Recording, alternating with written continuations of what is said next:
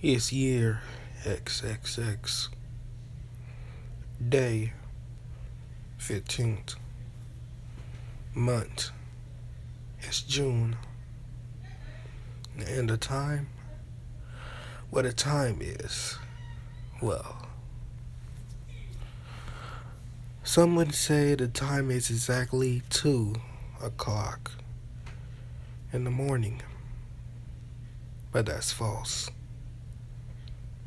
The time right now is death.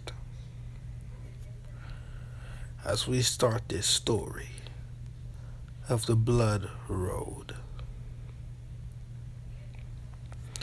Izuku Midoriya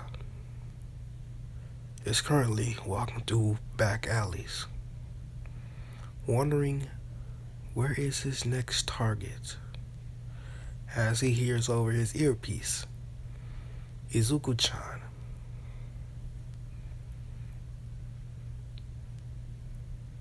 Wait, I think that's right. Dang, I already messed up. I don't care. He just hears his name, Izuku. He's on the second floor of that building.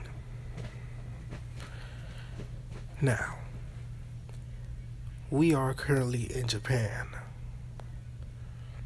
And in Japan and all over the world, there are two people feared by most.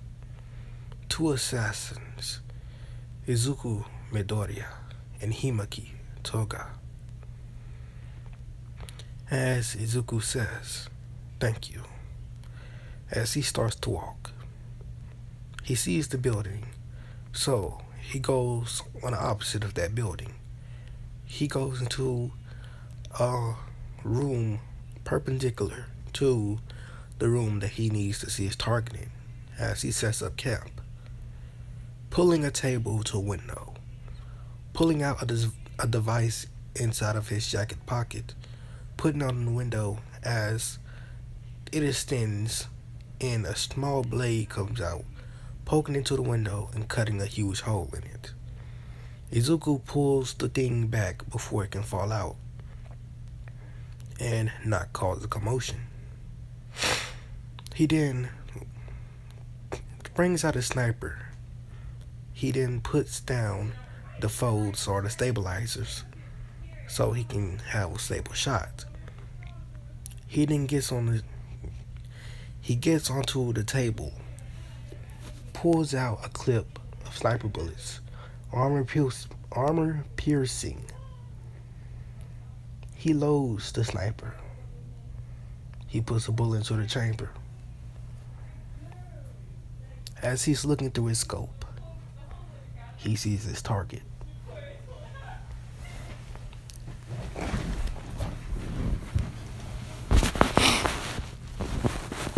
Izuku then takes one shot. You hear a sound. It's loud, but not that loud. Bang. And then you hear the sound of glass breaking. Crash. And then the man that was once watching TV, his head explodes. Then you start to hear crying, screaming, and then a woman rushes into the room to see her husband on the ground, dead. And then a child, wondering what's going on, asks, "Mommy, what's wrong?" As the mother could not say anything further after seeing her husband dead in front of her. As Izuku says, "I'm sorry," as he gets out of the place that he was in, leaving no trace and disappearing like the night. Izuku had murdered a father. But for what reason did he murder that man? Well, the answer is simple. That man had killed over 30 people for just his amusement. As the police did the autopsy or whatever, the crime scene, they went there. They learned who this man was. They told the woman that, she's lucky or she would have been a victim. As she asked why, that was her husband. As the police then showed her the evidence against him, pointing at the fact that he was a mass murderer, and the evidence is out of his closet, having torture tools that stain with blood, having weapons and all that, and having documents of the people he would later on kill. There's also this huge bag full of money, in which the police cannot confiscate it since it's not really, theirs. Like, it wasn't stolen or anything. So they cannot confiscate the money, so the wife just takes the money. Now, this is the episode 1 of Blood Road. A promised spin-off series that I said I would do for What If Deku Was a Reincarnation. And yes, this is going to be like an episode kind of thing. Like, it's probably going to have seasons. And I want to actually have this animated. But it's probably going to be like adult animation because, it's going to have killing and things like that. I really wish I knew someone that's good at animating. But the problem is I don't have any money. I don't have a way to make money.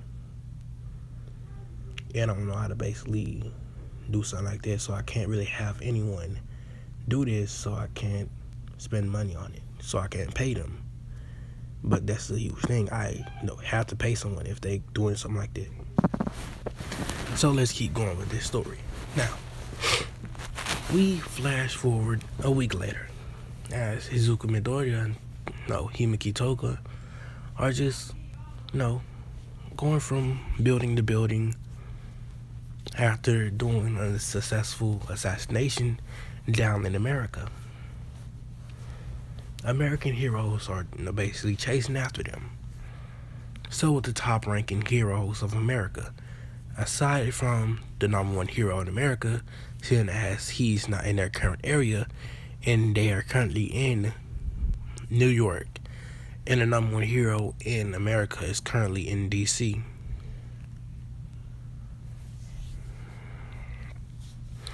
As Toga and Deku jump through a building's glass, they're running through, an apartment complex. They jump through another building, and they're inside this, another apartment complex. As they keep running, Deku sees a door. As he kicks it down, he jumps off, basically, the 5th floor of an apartment. As Toga keeps going, she jumps through another window. She goes down a fire escape, and then she is basically safe and gone, while Izuku is still being chased. As these heroes are screaming to stop, resisting and just come in peacefully, and nothing bad will happen. As Deku rounds a corner, as he rushes, he rounds the corner, and he backs back quickly onto the wall. As some of the heroes rush past him, as for the last one, Izuku grabs the man and promptly chokes him out without killing him, just knocking him out. He then lays him by the trash can and continues to take down all the rest of the heroes without them even noticing that they're slowly but surely falling apart. Until he gets to the last hero, the number 3 hero inside of this country, inside of America. He then promptly knocks him out too. That's when, things happen.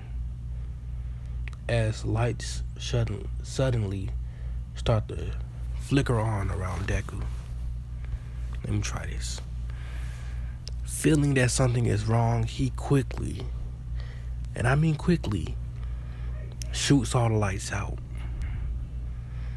That's when more lights come on, but they're from vehicles. Deku then sees that it's the military.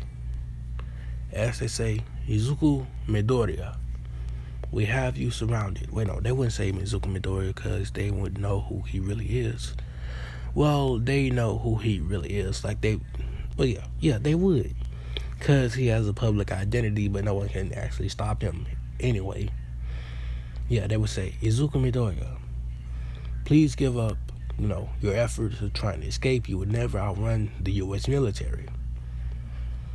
Come in quietly, and we shall, sort this out peacefully. No, they're speaking English because this is America.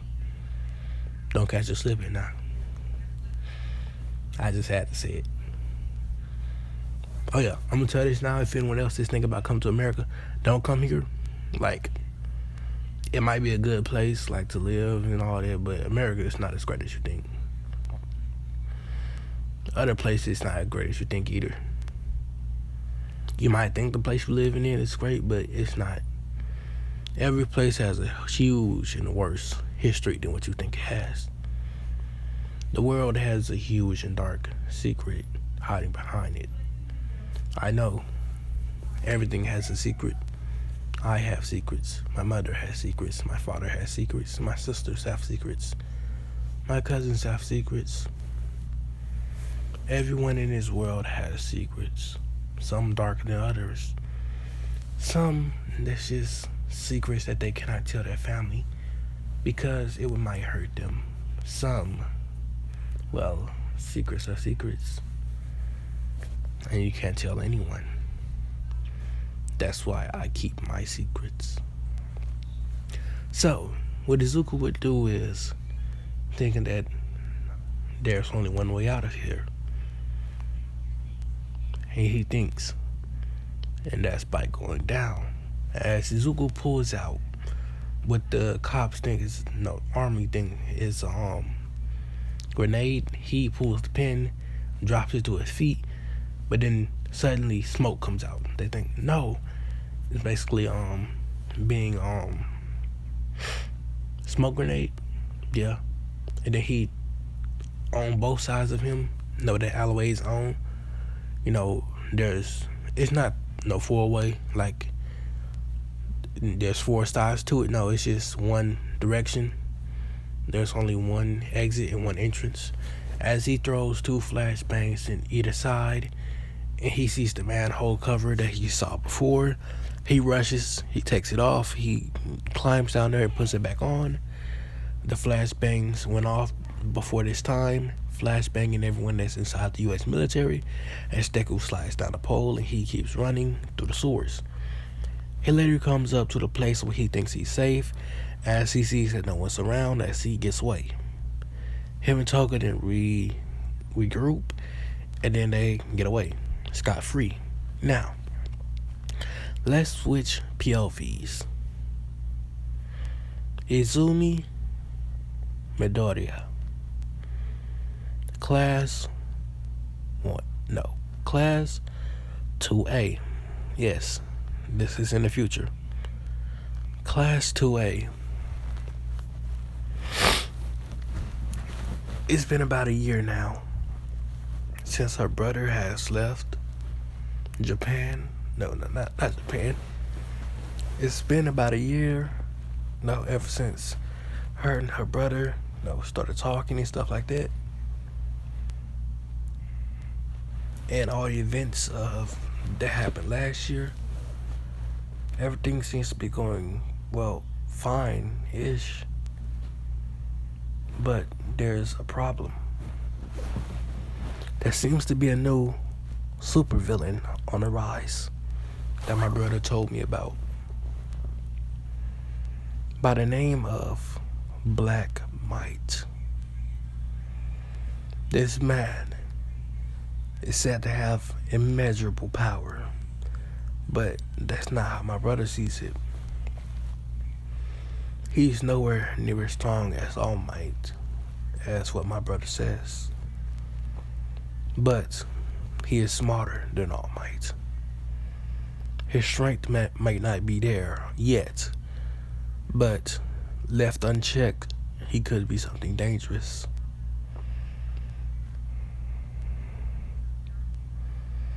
I wonder what I did with Eri in this series. I'm just gonna say Eri got adopted by the Midoriya family, so she's currently with them. She has control over her quirk and stuff like that. Koda, he's still living with his auntie, and his quirk is better controlled, and he looks up to Deku as a hero, but also doesn't like the way Deku's doing things by killing people and stuff like that. But he still stands by, Deku saving him. Same with Eri. So they're gonna strive to be heroes in this one. So this villain, Black Might, is not stationed in Japan. He's actually stationed in Asia, but not in Japan. Not that part of Asia. He is stationed in Korea. Which Korea, you might be asking? In South Korea. Now, the problem in South Korea is that since Black Might is currently there, their influx of villains is currently happening. So every day there's a constant battle. This South Korea is a wasteland, but North Korea is doing perfectly fine since,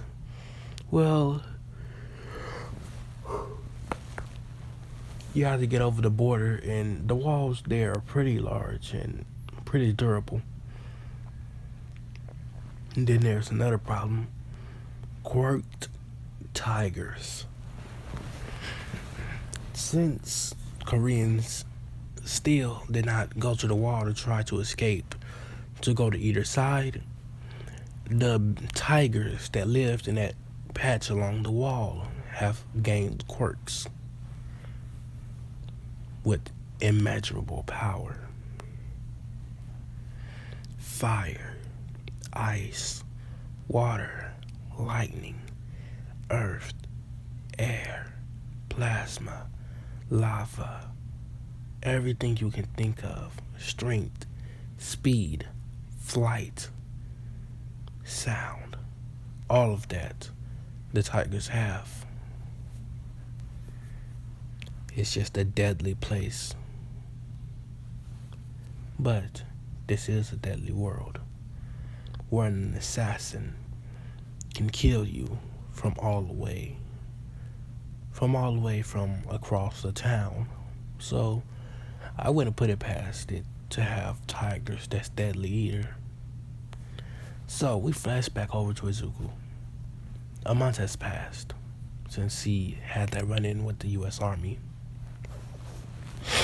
He is currently inside the London Tower, or Big Ben Tower, which I don't really know the real name to. I think the tower is called Big Ben, the giant clock. Now, looking out of Big Ben Tower, he's looking at his target. He tells Toga to get the move on, as Toga says, "Roger that," in the man's voice, as she turned into somebody by drinking their blood. As she walks up to their target, he says, "Sir, I am sorry that I'm late." As the man across from Toga with a British accent says, "Oh no, please sit down." I'm not doing a British accent since I cannot do one perfectly. And I don't think British people really talk like that, so I'm not going to disrespect them like that. So the man would motion for Toga to sit down, as she does. Remember, she does look like a man in this one. I'm sorry if you hear that sound. It's my older sister. She just woke up.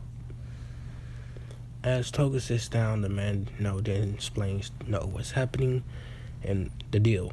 As Toga and the man shake hands, as Toga stands up and says, "Well, thank you, sir. I promise to have all that problems dealt with. But before that," as she reaches to her coat, jacket, coat, whatever, pulls out a gun. Now, this gun is not silenced, and she fires, a couple of bullets into the man, After a while, the man starts to bleed as all the bullets, are still stuck in him. But at the same time, these bullets are doing more damage than they should be, as the man would have been rushed to the hospital, probably would survive. But sadly, these bullets, they shredded more flesh. They penetrated more arteries. They did a lot of things that normal bullets should not be doing. Destroying DNA so they cannot reproduce. And I do not mean by what you think I mean, not reproduce in that way. I mean as cells splitting, they cannot do that anymore. Meaning no new cells. Meaning the body shuts down. Meaning the man is dead. As Togo would run away, as everyone has seen her face, well, his face, as she'd go around the corner, run down an alleyway, and her body would shift back into the normal Toga, as she thinks this is a problem since her and Izuku are wanted all over the world. As she drinks another amount of blood, as she transforms into another girl. This girl having, black hair, pretty. She isn't that tall. Like she's 5'5". As she walks back to where Izuku is and they leave. Now, more onto this story on the next time. If you want to know which bloodbath is going to happen next, why don't you head on over and pick up the file of the Blood Road. Hope to see you guys next time. I might really enjoy, this story. The Blood Road seems like an interesting story. If someone actually wants to write this story, go ahead. If you actually write this story, the Blood Road, how you think you want to see it going, I'll tell my story, and I'll actually see if you can send me the story that you know. Like, send me a link to where you wrote the story, like publish it or something like that, on like Wattpad Wattpad, because I use that a lot to actually read MHA stories and other stories like that, Naruto, and just basically video game stories and stuff like that. I love reading. So just send me, if you actually do that, send me a Wattpad and I can actually read your story for you. And I actually want to see that. It might be interesting. Okay, thanks for watching. Peace out. See you guys in the next.